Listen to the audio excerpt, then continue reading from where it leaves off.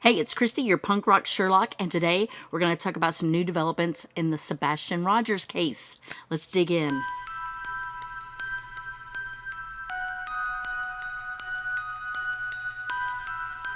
If you haven't already, please click on the subscribe button, click on the little bell to get notified. If you like this video, give it a thumbs up. If you don't like it, keep your mouth shut. We're going to talk about Sebastian Rogers. Now, last week, the FBI put out a statement that they are offering $50,000, a reward if you for any information leading to finding him or leading to an arrest. So the Proudfoots, Katie and Chris, they put out a statement saying, "We first would like to thank the FBI for this gracious reward offer of $50,000 to benefit the case of our missing son, Sebastian Rogers. We pray that with this reward, it will bring some useful tips and or leads that result in the safe return of Sebastian Rogers to his home in Hendersonville. We would like to say thank you to the Sumner County Sheriff's Office, TBI, and the supportive public for the continuous efforts being made to bring Sebastian home safe and sound. Your tireless efforts are acknowledged and greatly appreciated. Sebastian, if you hear this, just know that all of your family loves and misses you, and we can't wait to have you home safe and sound." Well, somebody else has ponied up 50 more thousand, and so right now the reward is at $100,000 for bringing Sebastian home. Now, Dog the Bounty Hunter, I've played some clips about him, and I'll add that in here. He is joining the case. He is joining it. Now, like him or hate him, is this a publicity stunt? I don't think so. I hope not.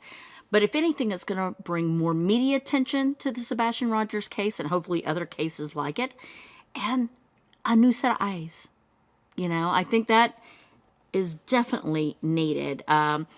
Even Dwayne Dog Chapman put on his Twitter account, X, if you have any information, contact Dog the Bounty Hunter's official tip line at 833-TELL-DOG, or Nick the Hat. Now, Nick the Hat is the one that's adding the $50,000 more dollars, directly by texting 332-252-3636. Well, I can only say by the years of investigating, same thing. Usually a family member has done something. Usually there is a dump ground, your trash dump ground nearby, or a lake.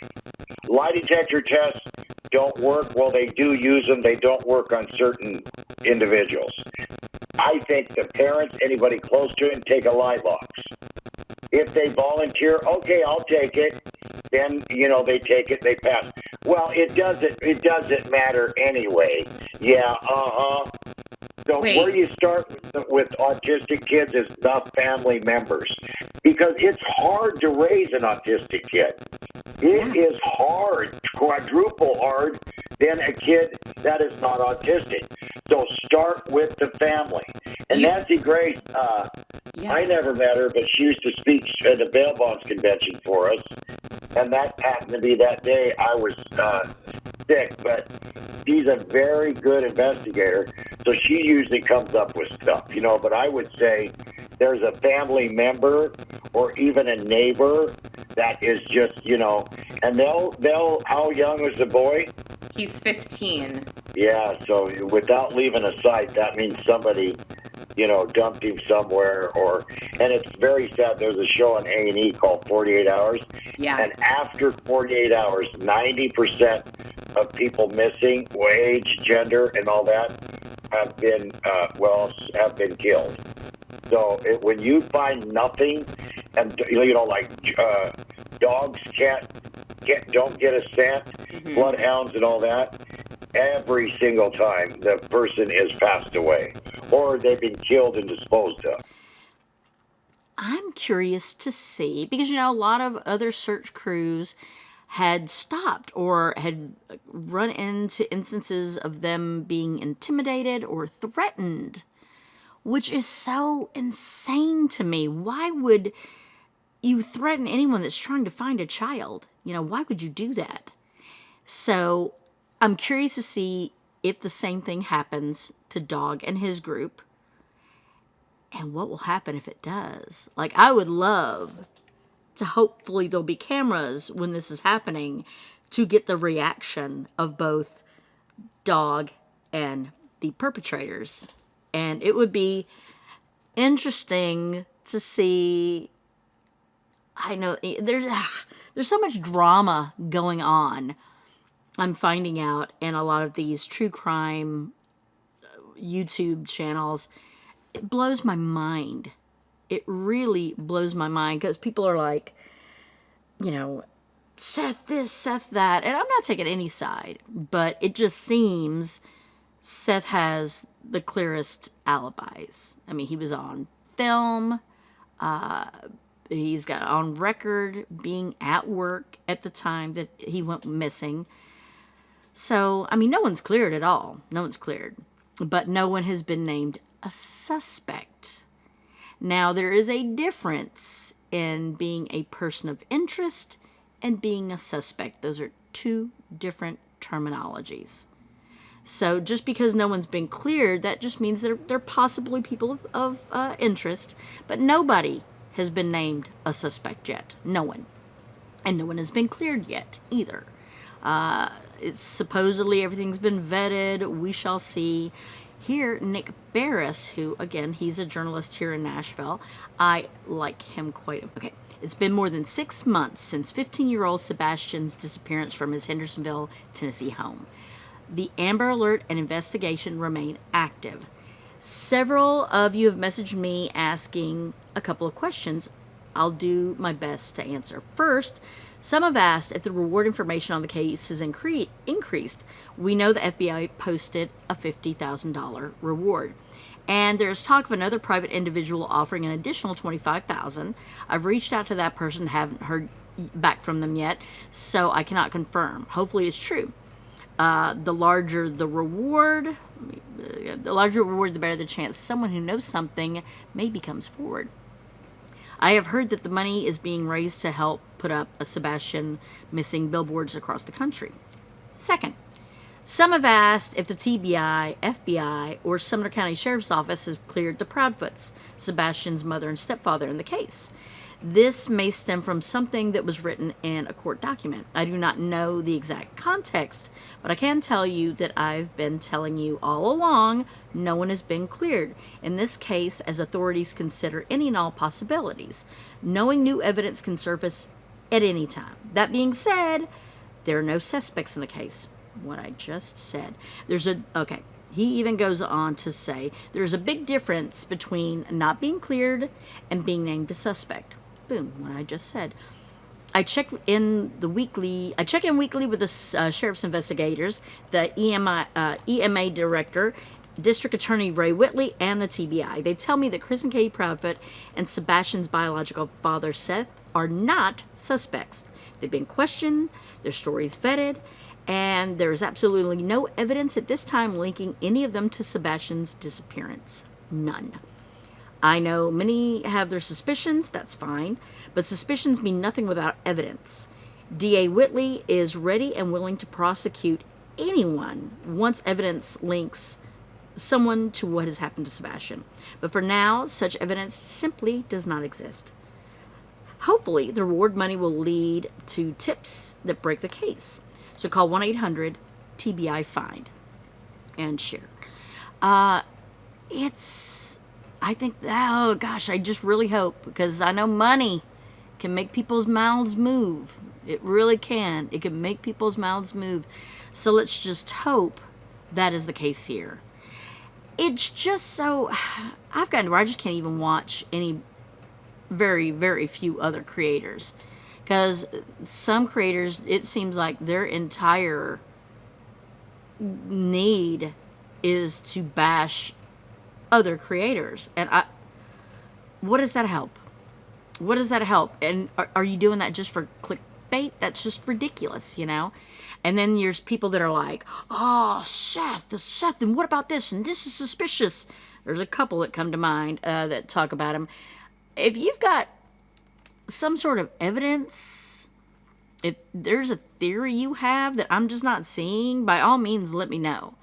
But of the 3 parental figures, mom, stepdad, and bio dad, the bio dad has the best alibi. I mean, he's working for the sheriff's department in Davidson County. He's on camera being at work. He's clocked in. If anybody should get scrutiny, it should be the others more than him, in my opinion. Again, if you know something I don't, by all means, let me know. Chris, I mean, they've got him clocking in at 5:30 or whatever in Memphis. But keep in mind, why was he at work at 5:30 if work doesn't start until 7? At least it's my information that the construction, at least around here in Nashville, can't start before 7 because of noise. So he was there an hour and a half early. That's odd, but what have you. 3-hour conversation. I've always found that very suspicious.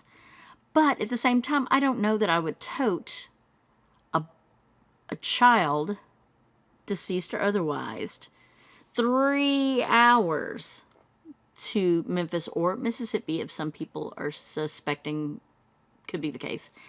I don't think so. You usually look at your suspicion of the last person who saw the victim. And I'm going to say victim. The last person to see the missing person. That's usually the first one they look at. And in this case, by her own admission, it's the mother. The mother's the last one to see Sebastian alive. So my eyes would be, and always have been, on that. Again, no proof, just a gut feeling. And the more I'm watching this Madeline Soto case open up, the more wow. There are so many striking similarities. And the similarities are with the inconsistencies. You know, you've got Jen Soto and the Proudfoots, very conflicting on what the child was seen wearing last. Chris is like, it's a shirt, black long sleeve, it's either got this, or this logo on it. How do you know you weren't there? According to you, you weren't there. How do you know what he was wearing? You're going by what Katie said. Let Katie say that. And you keep your pie hole shut. And same situation there. You've got Jennifer, who is saying what she wore last, but allegedly Stefan Stearns was the last one to see, so they're correcting each other on what she was wearing last, which we know what happened there. And in both cases, neither of them go out looking. Jennifer admits she didn't go out looking because she wanted to be home in case, Madeline shows up. And I can kind of buy that a little. Same with that. You never see Katie show up at any vigils or any searches or anything. Of course, you tend to not look for things when you already know where they are. Their demeanors in each interviews that you see with them mirror. You've got like Jen, who's always tapping her foot, so it's making her body, shake as she's doing it, and she's got this bugged out look on her face, kind of like, do you believe me? Do you believe me? Do you believe me? Similar with Katie. In interviews I've seen, she's just doing that rocking back and forth, and I'm seeing no tears with either of them. The only tears I've seen, sort of, is with Stefan Stearns, and we know that was likely a guilty conscience. Just saying. Finally, I found a video of Madeline's father, and oh my God, she is the spitting image of him. And it breaks my heart because he's living in Texas and drove all the way to Florida just to get there and find out they found her body. That's just so heartbreaking. Maddie was just the most important person to my wife and I. She was just full of joy. Tyler Wallace had last spoken to his daughter on her birthday. He had no idea it would be the last time. How did you find out? I was informed through a phone call from Jennifer that she was missing. What was her demeanor? Jennifer's? Was she calm? Was she No. freaking out? I would say anxious. The next morning, he got in his car and drove from Texas to Florida, only stopping for gas. But shortly after he got here, Madeline Soto's body was found in this rural area of Osceola County. Her mother's boyfriend, Stephen Stearns, is charged with sexual battery and possession of child sex abuse material. He is the main suspect in her murder after investigators say Stearns is on video dumping her backpack and laptop in a dumpster in the early morning hours of the day Maddie was reported missing. Did your daughter ever indicate that something was going on in that house? Not to me, no. What did you think of Stephen Stearns? I had interacted with him on Instagram a couple of times loosely, just kind of seeing if he gave me the ick or if he seemed okay. Sorry to pause it there.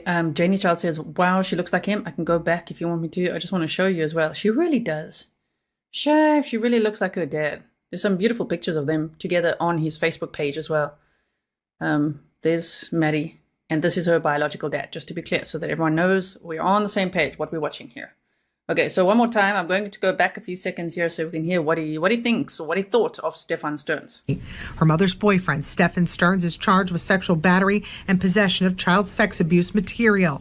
He is the main suspect in her murder after investigators say Stearns is on video dumping her backpack and laptop in a dumpster in the early morning hours of the day Maddie was reported missing. Did your daughter ever indicate that something was going on in that house? Not to me, no.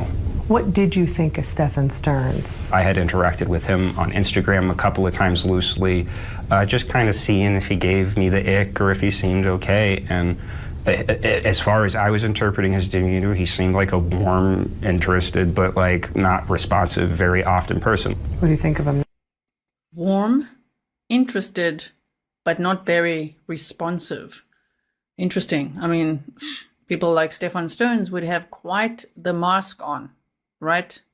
Especially if he's grooming and abusing children.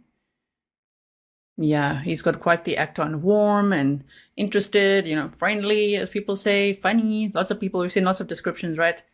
Of course, we've had, there's also phone calls from friends that I'm sure you've heard on other channels, and it's, like some of them are like, no, he was a bit of a red flag, or he was a bit creepy if you think about that now, especially in hindsight, right? But, oh my. No. I don't want to say that on camera. I can't communicate to you. Every father knows what I'm thinking right now. Tyler met with Kissimmee police about their ongoing investigation. But do you think that Jennifer Soto knows more? I don't know, and I am interested in knowing, but I don't have reason to believe one way or the other right now. These are the things that the investigators are looking into. And now he won't get that chance. Instead, he's here to take the little girl's ashes home to be with him now. Was Jen a good mother? I don't know how I can excuse this. I don't know how I can excuse this. I don't know the whole truth, though. I need to hear more. I need to hear more to answer that question. How did you? Shame. But he answers extremely responsibly, as we should all. Right? It's just like, I don't know. Waiting for more information. Who knows? Shame. I feel very sorry for him. My goodness. Find out. I was informed through a phone call from Jennifer that she was missing. We weren't sure if she was actually missing or if she was staying at a friend's house at the time. We were trying to wait to see if she showed up, and by the second day I couldn't wait anymore. So I drove down to Florida. I love what I had of her, but we were supposed to have so much more, and I can't grasp it. I can't grasp it. But it's interesting to hear him. And hopefully I've got a clip downloaded so you can see it. If not, I apologize. So, yeah, this has been a very interesting few days with me. These are cases you guys probably already know about. I'm just kind of getting updated about myself. That with Madeline, there was I don't know if it was a diary entry or a journal entry. I don't know if it was for school or for her private, where she talks about it's hard for her to be around men especially those that look like her perpetrator. Oh, it's wild. I saw a video last night where some of her friends talked about her having a boyfriend, but they didn't know his name or anything like that. Interesting, because this is the first time I hear about her having a boyfriend. Again, could this be a jealous boyfriend situation with Stefan? Here, she's showing interest in another guy other than him. Possibly. These are just theories here. There's pictures of the bags that he threw into the garbage that had her backpack, her notebooks, and things like that, and her school-issued laptop. There's pictures of his hands where supposedly he hurt his hand when he was changing the tire. Or were they defensive scratches? There's another picture that is evidence of Jen's bedroom, and you can see the white crock kind of thrown in the corner. But one that I find creepy is the picture with the car chair and a passenger seat with the dog leash on it. It's like, did he use that to maybe prop her up? I think it most likely, yeah. But here is an entry in one of the notebooks. This is from Grizzly True Crime. She crosses out, "My illness and condition limit my ability to work by affecting my memory." Scratch that out. And they're numbered, so it makes me wonder if it's not like a school thing or maybe something for her therapy. Then she goes on to say, correcting her statement to say, "My fluctuating moods, anxiety, and trauma-related symptoms," and I can't make out what she scratched out, "affect my memory, concentration, focus, and energy levels. I also have severe trauma responses when I encounter all males." And then it's scratched out something like that, those that resemble my perpetrator or something along that lines. Wow, that's very telling. So I wonder if this isn't a journal that she's got if she's going into therapy. I know Jen has bipolar, and I've heard allegations that possibly Madeline had bipolar as well. I have bipolar. It's fun. But just to know what she went through and that all this had to exacerbate it. I hope I'm wrong, and I hope that we do not have an ending to Sebastian that we do with Madeline. I hope we don't have an ending to Summer Wells the way we do with Madeline. I venture to think the worst, sadly, but let's look to hope. There's $100,000 now out there that will hopefully, if somebody knows something, will jar their mouth open a little bit. So let's hope for that somebody will value money more than they will alliance to anyone else, if you know what I mean. And it looks like it won't be a couple of years before we're going to have any kind of court case with Stefan Stearns. So he's going to have a good time enjoying the luxury accommodations that are held for him there. And he's already complaining about the conditions and complained. There was a cam I saw him in the back of the cop car and him complaining about, "Yeah, I'm a degree cooler in my core temperature." I'm like, dude, get out of here. Get out of here with your complaining. You murdered somebody, or allegedly. You potentially murdered somebody. And there's a lot of evidence about the essay. So, yeah, it's not looking good for you. So you better get used to these accommodations. And you better hope your cellmates don't find out what you're in there for. But enough of that. But going back, if you know anything or even suspect, by all means, 1-800-TBI-FIND. There's, like I said, the other numbers that you can contact or email or text, anything that you know that could possibly lead to finding Sebastian Rogers would be greatly appreciated by the family, I'm sure, and definitely by me. I feel so personally invested in this. It's terrifying. You know, it's terrifying as a parent myself just to think this could happen to anybody, you know, but that your child go missing. But enough of my babbling. So if you haven't already, like I said, please hit subscribe. If you would like to support the channel, I've got Cashapp listed below. Anything would be fantastic to help along. A thumbs up would be great if you like the video. If you didn't, keep your damn mouth shut. Thanks, and join me again.